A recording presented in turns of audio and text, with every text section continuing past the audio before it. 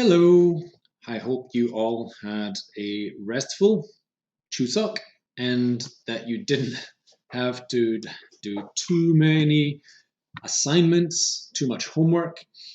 I felt generous giving you an ungraded assignment, a trial interactive video, which some of you took and some of you didn't. I'll explain that shortly. Of course, you had a full 8 days to watch the videos. Again, taking into account that it was a kind of holiday week for many, Wednesday, Thursday, Friday, Monday, Tuesday. Well, I have English and computer on Tuesday. It made everyone have the same work. Right, now going back to week 4, review of week 3. I didn't cover this because I wanted to focus on the interactive videos last week. So let's cover this briefly now. Now, if you're getting only 2 or so, that's the median. Actually, 3 is the median there, but 2 is the modal score. Don't panic. It's really a way for me to see who understands and how much you understand. The questions are tricky. If you've taken my class before, English, music, special education majors, then you know that I don't just give easy, breezy questions. I want you to read all the answer responses, think carefully before choosing your answer. So you can see most people are getting 2, 3, or 4. Great. Now, if we go down to some of these questions, check all the true sentences. So these are the correct answers. Follow-up activities assess students' learning. Now again, this is my term. It is used on the internet, but we're using it for our micro-lesson activities, which when you open the teacher toolbox, we have the P, C, F, and the F was this part, the follow-up activity, and that is what this is. It assesses what students learned in that class, so in your core activities. Preparation activities, the P activity, is what students are doing. Where was that again? Right, so the P activity, preparation, is previewing the words and grammar, not teaching, because for our micro lessons, you're imagining students learned that the week before or the class before. So it's not new words, vocabulary. We can focus on doing activities to consolidate, to review, to deepen students' learning. This one, preparation activities are longer. No, they are shorter. Core, of course, is the main activity. It's the main thing that practices using your words and vocabulary. Now, again, here, is everyone listening? It's not effective because, as we said, or as I said in my video class, there are more effective questions. If you say, is everyone listening, the tendency is to, because they're afraid of you or they're copying others. They don't want to stop the flow of the class. So ask a specific question. How many sounds in the word sun? Answer 3. S, That would check that they are listening and understanding. Okay, personal interest question. Relates the topic class to the student's life? Yes. Personal interest questions relates the personal question relates the topic class to the child's life. What's happening here? Hold on, let me check the question. Sorry, I see what's happened. The question hasn't listed here. Do you understand as often as possible? No. It doesn't help just simply repeating a question that doesn't have an answer that you can use in trust. Good. Teachers should turn as many statements into questions as possible. Yeah. Rather than just talking. Again, they're not adults. They have attention problems like all children. It's a second language, so, or foreign language, so you need interaction. And the last one, right, this is a child's life. Now, what happened here? Okay, so clearly 68% have said yes and 23% have said no. Yes, it does relate to the child's life. True sentences, again about micro lessons. The goal, and this is elementary school English classes and your micro lesson classes, is to improve confidence in speaking English. Right. If we have a look at the other ones, exit strategy. It's where students assess knowledge at the start. No, not at the start, at the end of the lesson. The goal is not to teach new words, but to review them. Writing the names of groups of words, no. Again, writing is not a good starting activity because it's more difficult than just speaking or matching, for example, that we'll look at today. Showing them in a PPT or on cards or recalling them by brainstorming, those are fine, but not writing. Either you or the students, by the way. Right, techniques. Yeah, use several techniques. They're short and simple ones. Mini boards, yeah. When students are writing in pairs or groups, there's more chance, more people writing at the same time than even if your whiteboard is big. Really only 3-4 students can write at one time. No, doesn't show bad technique. Actually, it shows good technique because if you're doing it deliberately, you're checking that students are watching, paying attention, and speaking. They feel smart when they can say, oh, teacher, it's upside down. Right, and again, sport begins with T. Right, easy, divergent question, meaning there are many possible answers. Tennis, table tennis. How many colors in the rainbow? Well, everyone should answer 7, so it's a convergent question. Colors your dad's car. It's an easy question, yes, but it's not display because you do not know the answer. It's a real question because you want them to give the answer that you don't know. Teachers ask more display than real, sure, because you're wanting students to speak using the English that they're confident using. Easy answers. Now, last week we were looking at these and right, we did, this is week 6, isn't it? Yeah, so week 5, synthetic approaches to the syllabus. And I gave you some videos, interactive videos for you to watch. Some of you did the interactive Playposit video. Now, there were 2 links on the website. So if I can find that, DNUACE, I gave 2 links. I made the video using a site called Playposit. It's worked for me great before.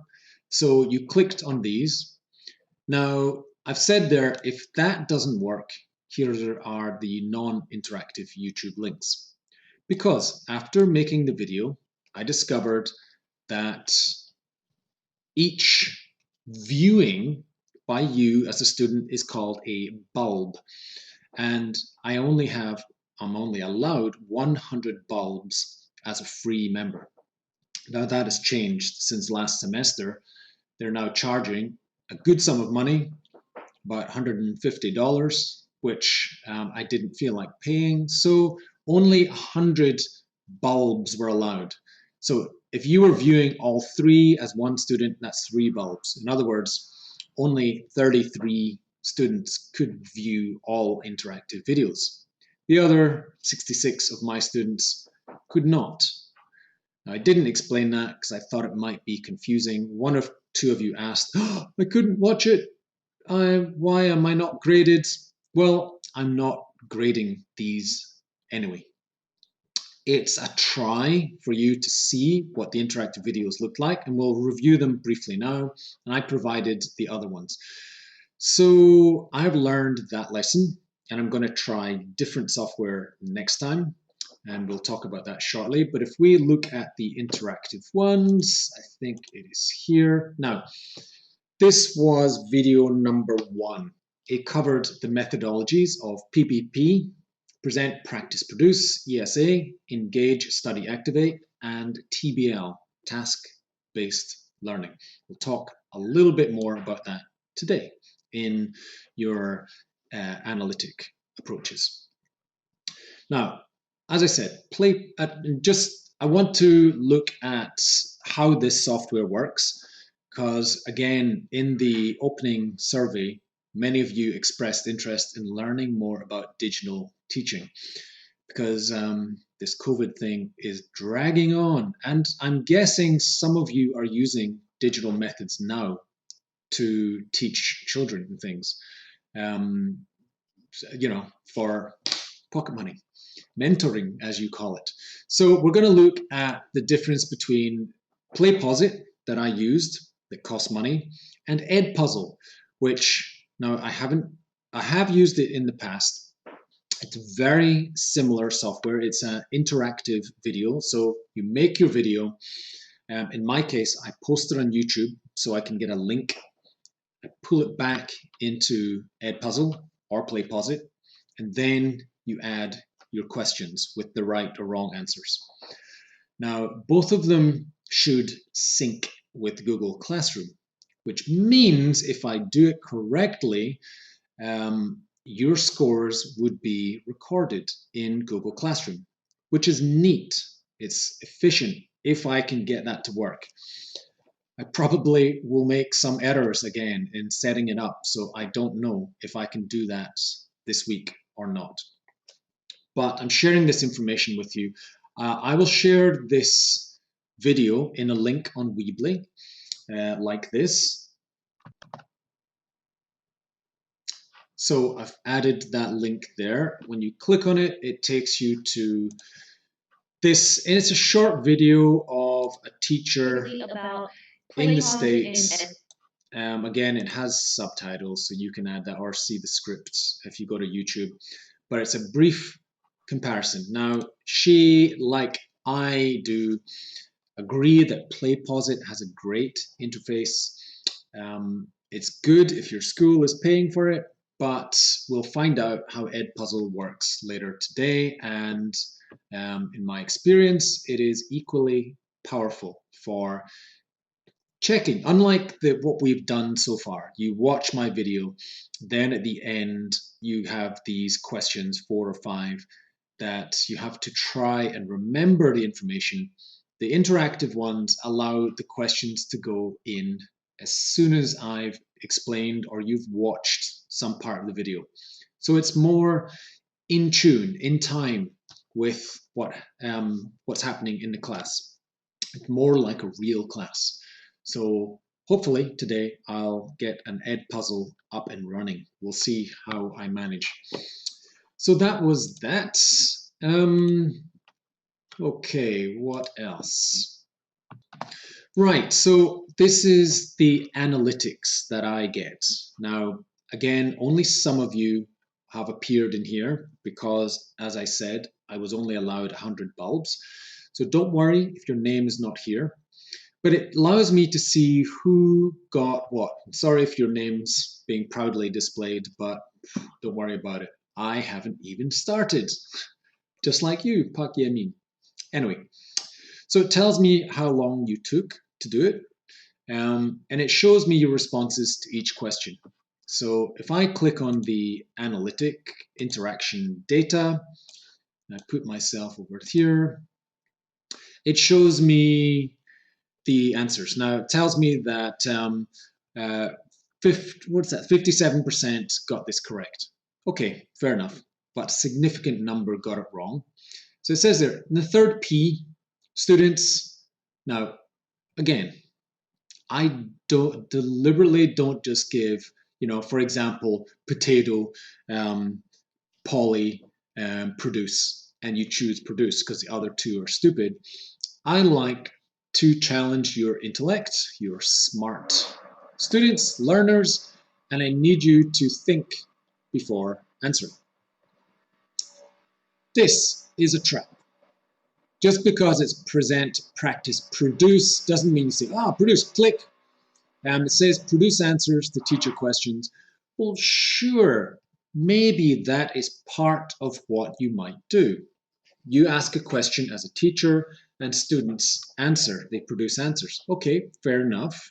Let's look at the next one. Demonstrate learning by teaching others. Well, that is definitely not a goal of an elementary school class. You might be part of PBL, project-based learning, or TBL, task-based learning, but generally not in Korean elementary school classes. The last one, produce a presentation. Now again, maybe you are asked to do this. In typical, in many Korean university classes, you have to present knowledge through some presentation. Now, fine, again, this is a bit of a trap because ultimately for elementary school students, they need to demonstrate the uses of the skills they have learned in your lesson. That is the best, most accurate answer. These two are possibilities, but this is the better answer. So read them all, think carefully, use Google Translate, ask others if you need to, but that is the best answer. What else? Next one. Fill in blank comments. Okay, so one way to reduce teacher talk time is to simply demonstrate how to do it. Yeah, rather than telling students what to do, show them what to do. Next. Encourage independence during production is the same as, and you have to choose one of these. In our learning management system videos and on Weebly, it says here, individual assessment in the follow-up. And again, only 57% got this correct.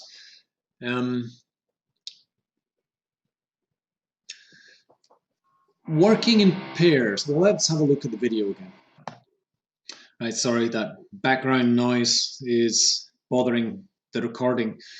So this was the question that in the video, and it's had there at the bottom, encourage independence during production. Usually the follow-up is individual. It's for you to see that students individually can produce the skills, the words, the language that you want them to in the lesson. So that the closest one here is individual assessment, right? That is the goal of what that part is. Now, if we go back, let me see.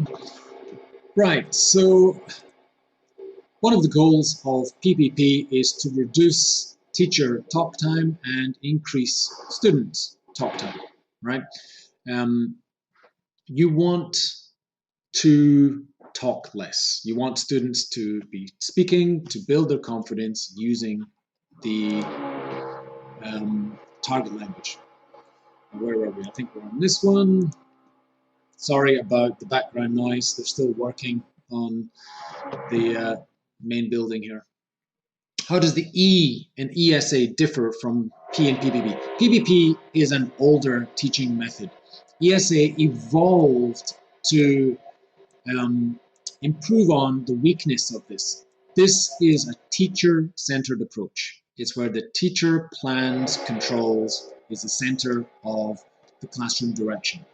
ESA is a way to encourage independence, to get students thinking, self-motivated, engaged in the class. Rather than being told how to learn, what to learn, they are thinking and engaging them in the knowledge that they have and the way that they like to learn. Encourages students to think and talk more than in this present part. So again, presentation, talking is to be avoided for your micro lessons and teaching in general. Now, I think we were over here. Frequent praise helps keep students motivated. Sure. The emphasis in task-based learning is on students completing the task, not specifically on vocabulary learning. We're going to talk a bit about TVL today through the analytic approach. And I think that brings us to this one. PPP and SA are typically better suited than TVL to younger learners, right? Because again, the more independent learners are, the more they need to be motivated and the more they need to be mature enough to understand and tackle the task. And again, we're going to talk a little bit more about TVL today. Now, the second video, interactive video number 2, was a little shorter. I think it was only 6 minutes. So there's only a few questions. Was it 2 questions maybe? So if we look at the data, 73% incorrect. Ooh, well, that's probably because they were all correct and you're not accustomed, you're not used to teachers like me asking you to select all answers. So again, read the whole question carefully, especially English, music, special education. You know how this mind works. TBR should be used in each class. Sure. Anything where you get students thinking, working for themselves is good. Good to get students up and moving, yes. Can be used for body actions, yes. Can be used to imitate shapes, including letters, yes. Now again, these answers should be in the video, if not in the rest of our course. And the next one was just a pause, a reflective pause. So I said mix different ideas in your approaches in your lessons. Get students working in groups. At the end, they might be doing something individual. Lots of visuals. Again, realia, real things, flashcards, things on the board, things on the screen, music. Get students up and moving. Now, the last video had examples of different ways to do what's called CLIL, content language teaching, which is not specifically what we're doing, but this class that you have right now with me is a content class. I'm going into teaching ideas and you're learning through English, through the target language, how to be more complete teachers. Let's look at the first one. Get my face out of the way. Oh, lots incorrect here. Now, what visuals does the teacher use? Now, as I've just said, there are many visuals, ways to show the information. And if we go back to number 6 last week, click on this. We talked about visual, auditory, and kinesthetic. How you and the students see the words in this case, how they hear the words through you talking and them talking to each other, and doing, which includes TPR, total physical response, moving around the classroom, touching words or pictures on the walls, going to the board, any tasks which get them up. And there was actually one in the video where it was like a go fish. Do you have microwave oven? And they're trying to match the picture of a microwave oven with the words. Right, so that was what we talked about with visuals. So yeah, video is one. She didn't actually use flashcards, although you could. She didn't use dice, but again, you could. Color cards she used. Dyed hair, well, this is not the educational part of the lesson. Slides, reality, now they're all possible, except for this one. That's my joke. They're all possible as visuals, but this was to show me who was watching the video. So yeah, I think that's why many of you got it wrong. Now, if we go to the next one, how does the teacher have students group the words? She has them stick their cards on a whiteboard. And again, you can do that on the main board. You can do it with mini boards. They can get up and match the picture and word or parts of a word or letters of a word like this. Now, if I cover the other ones, I think they were just pauses, reflective pauses. Get students to participate. This is a key part of your micro lessons. The more they do participate, the better. It's not a test of how good your English is or how much you speak. I know you're good at memorizing. Next one was a choice. You can see there's many getting these wrong still. The teacher is engaging students with divergent questions. Now, this was not a question type, concrete. There is no such thing as a concrete question. Concrete noun is fine, like a desk or a watch.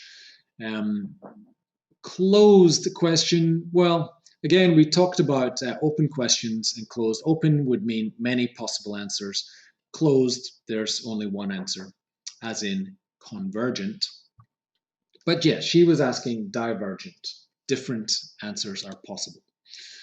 Now, the other ones were just pauses, but we'll go through them for those who didn't get to see the video. It's an art class. Now, please avoid asking students to draw in our micro lessons. It's time consuming and students focus on the artwork. Right. I want you to avoid the present part. Keep it engaging and interactive. Right. And what was the last one here? Boom, boom, boom. Right, you can use this style for your lessons. Right, what they were doing, matching things in the class is a good type of preparation activity. Sorry, that's the same one, 527, 540. There was the reflective pause. Avoid creating or design. Again, design in your micro lesson takes too much time. Make it more concrete, more they just review the words that they need. And keep it exciting and interesting. Okay, took a little more time than I wanted, but for the benefit of those who didn't do Playposit, who only watch YouTube, that shows you the interface and reminds you of all the important things for the micro lessons, which are coming up soon. There is no word of us coming to meet in the classroom, so probably we'll be doing a script. You will be submitting a script for your micro lesson. But more information on that next week when we get told, because we don't know. All right, end of part 1.